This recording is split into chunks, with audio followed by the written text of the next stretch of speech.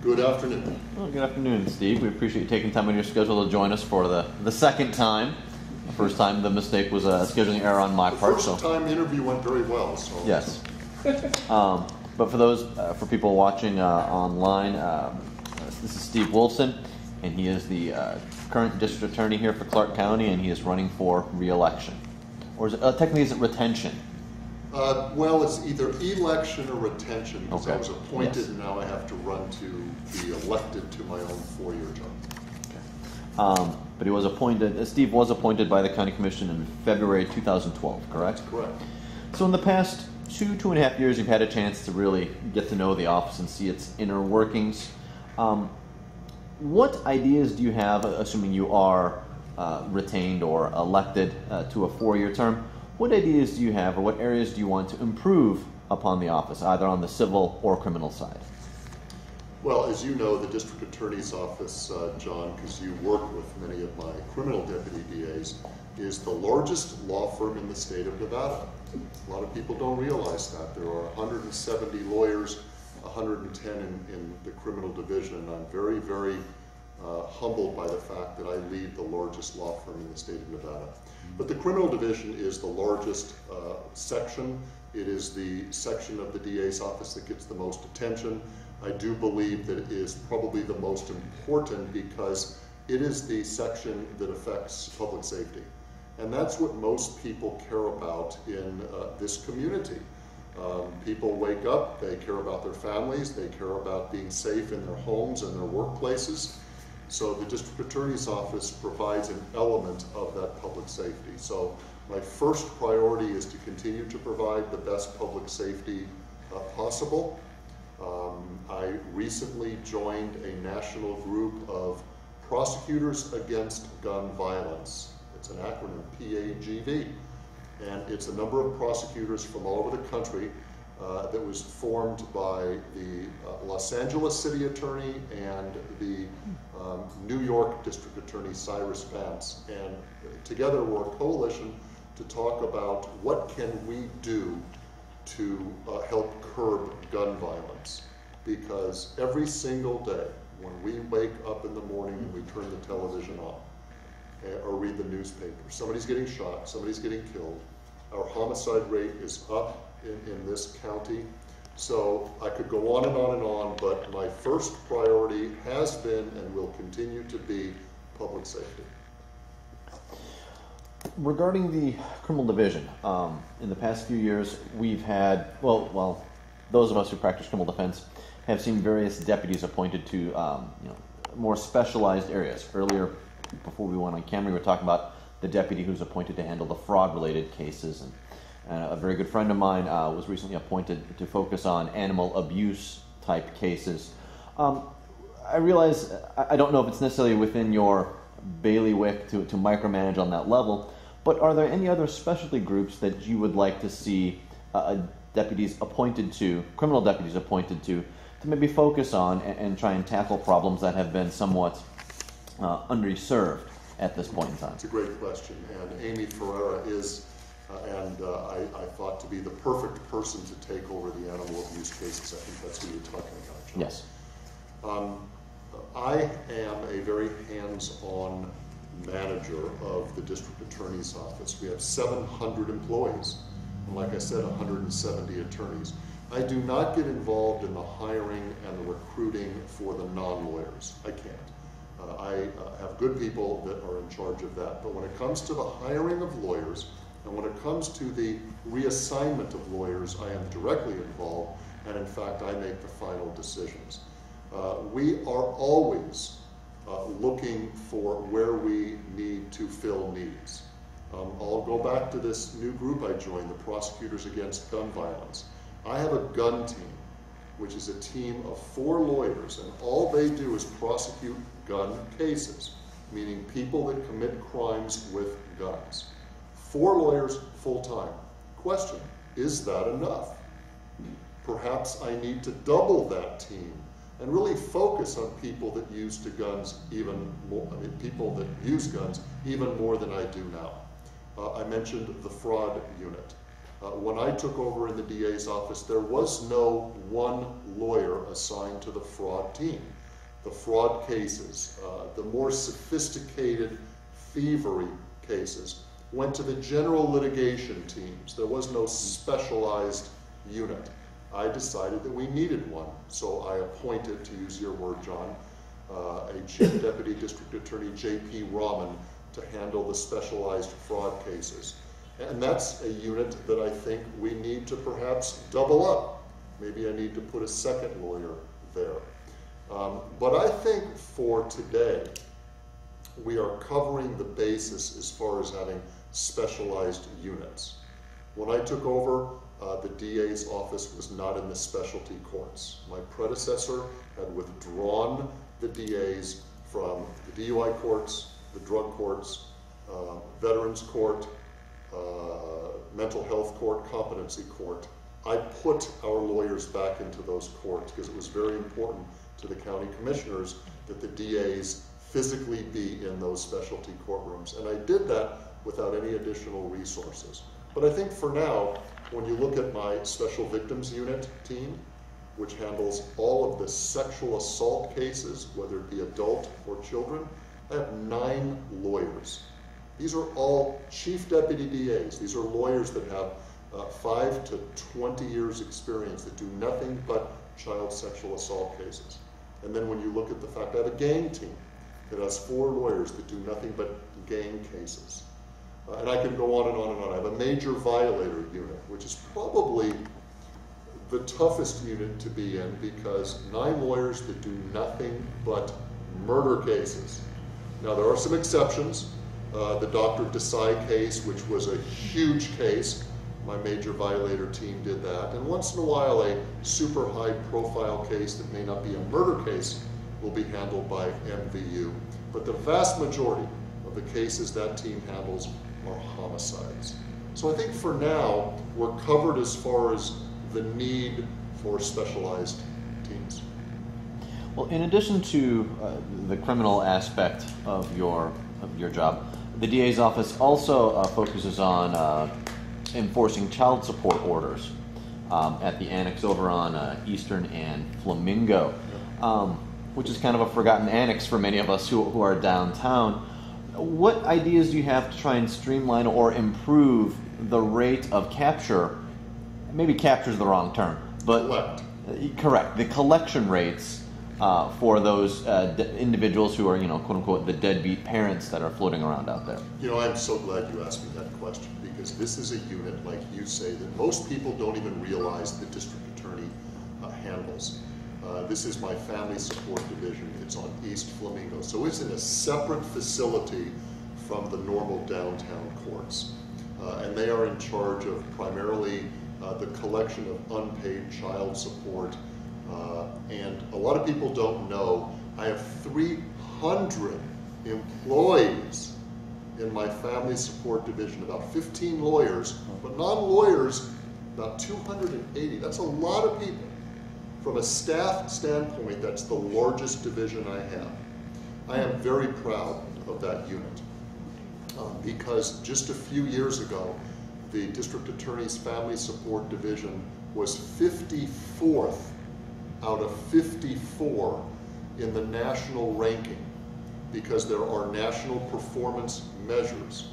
And Clark County DA, State of Nevada DA was 54th. That includes Guam and other territories. In the last 4 years, we have moved up to 33rd. And this division has won 2 national awards for 2013. The most improved county for the collection of child support in the country, 2 awards. Now, it's easy to say, Wolfson, what a great job you did. I get a little credit. The credit really goes to the people that work down in District Attorney Family Support. They actually recruited a guy, Jeff Wattoon, somebody you'd never meet, John, you'd have no reason to meet him. He's my number 2 person down there. And what the Family Support Division did was they went to the #1 state. In the national rankings I talked about, They went to the #1 state, which is Wisconsin, and we recruited somebody out of their DA's office to be our #2 person here. And he turned it on its head, and we have now gone from 54th to 33rd in just a few years. I'm extremely proud of that division. I could go on and on and on. I'm a blabbermouth, sorry guys. I just like to talk. And I've been dominating the questioning. Anyone else want to jump in? Mike, I know you have. No, I'm just want to say that I've known Steve Wolfson for a very, very long time, over 12, 15 years. Good friend of mine, and always looking for the Asian community, always come to all our events. And he and Jackie, we helped them out when they ran. Jackie ran the first time when you ran for city council. And I remember he said, because of you, Mike, the jump on Fort Apache, you won by 13 candidates, something like that. 12. 12 candidates. He came out ahead. That's the city council race Mike's talking. We are proud to always be with you and supporting you. And you've been a good friend to the Asian community. Thank you. Just going back on guns, do you support background checks? I do. I think that we do need. Well, let me back up because there's different versions of background checks. And I want to be careful in my answer. I don't mean to be too much of a politician, but when you say background checks, there's different bills for different lengths for background checks. So I support the concept of background checks, but there's different legislation that requires different things. So I would have to see the exact law you're talking about, but the concept of background checks, yes, because too many people too easily come into possession of firearms.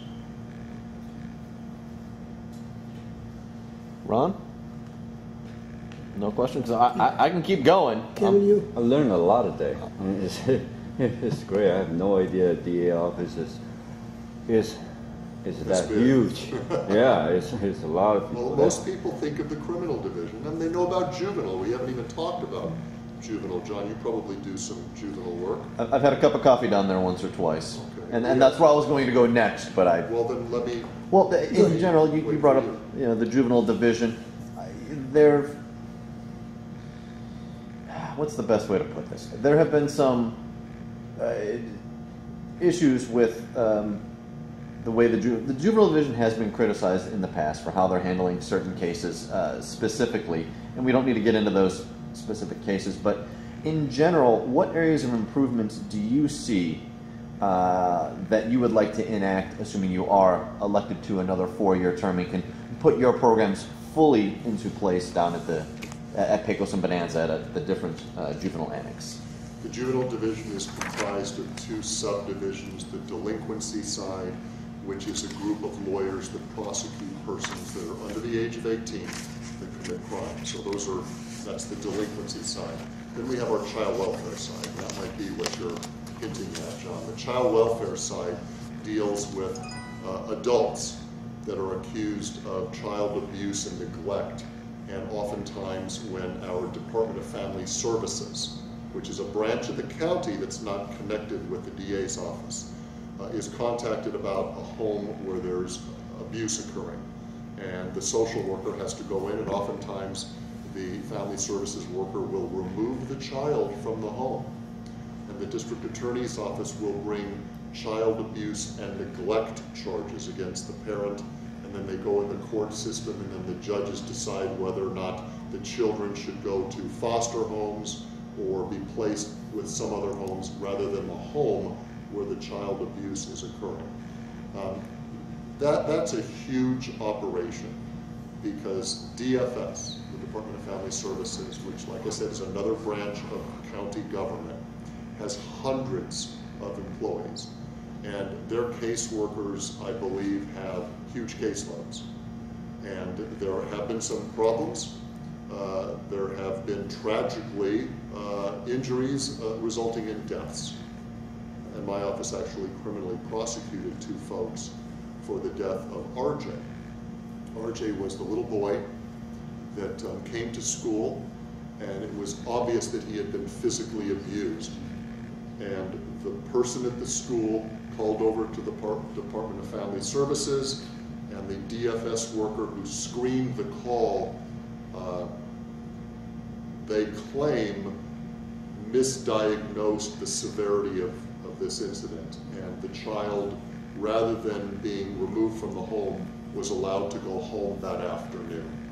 And that evening, the mother and caretaker beat this boy again and killed him. And that was a huge case about a year ago, and made the newspapers and everything like that. Now, that was the Department of Family Services that has been severely criticized for a number of things.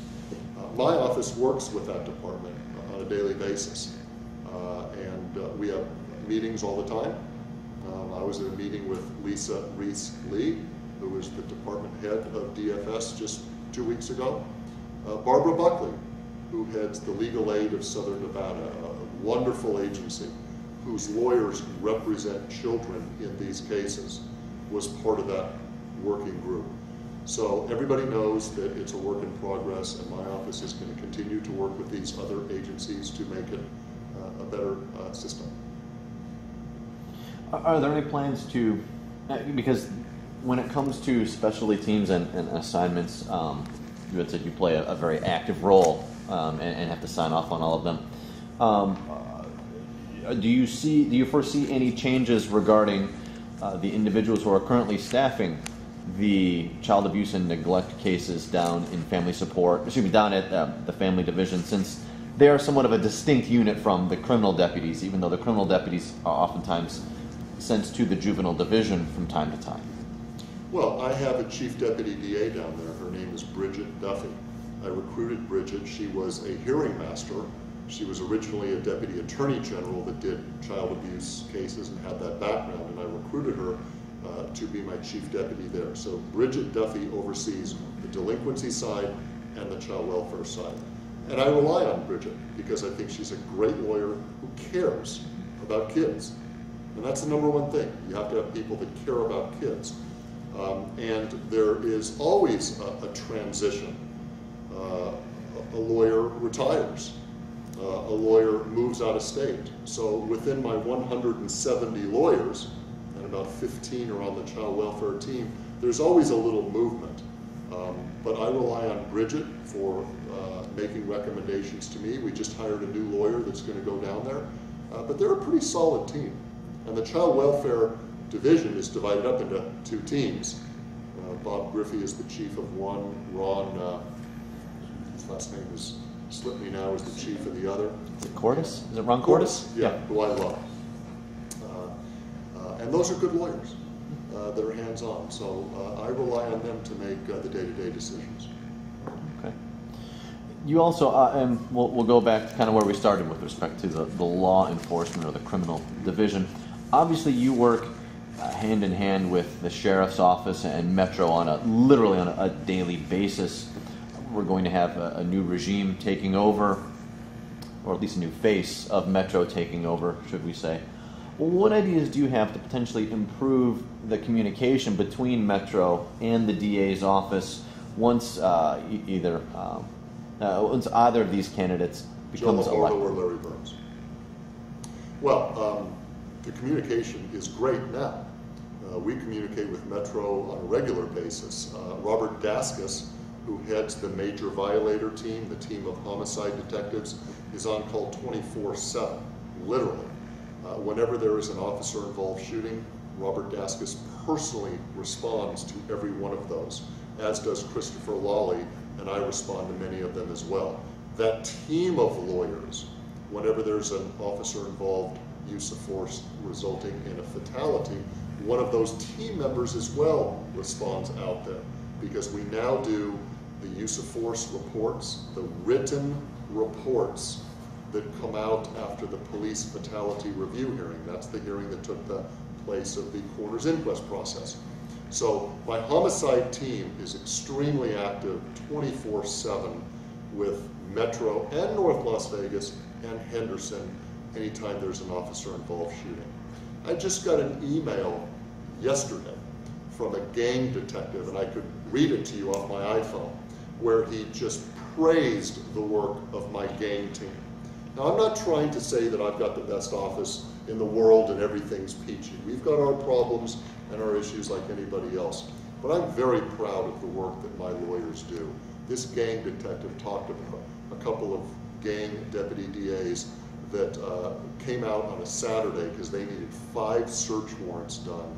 This was a multiple robbery case just a couple weeks ago, and they needed some search warrants, and 2 of the lawyers gave up 10 hours of their time on a Saturday to help them draft search warrants so that they could go search the bad guys' homes. So to answer your question, John, we have a very good working relationship with the police departments. I meet with Sheriff Gillespie regularly, once a month, that's on our calendar, and I end up meeting with him for something 2 or 3 other times that month. I'm on the Multicultural Advisory Committee, which Metro leads. And that's a committee of many private citizens from the various cultures, you name it, Asian, African American, Latino, Muslim, and I'm part of this group that meets with the sheriff quarterly to talk about issues that are important to the different cultures. I am looking forward to working with the new sheriff. I've known Joe Lombardo for 25 years. I've known Larry less, but in the last few months I've got to know him on the campaign trail, and I think either of them will make good sheriffs.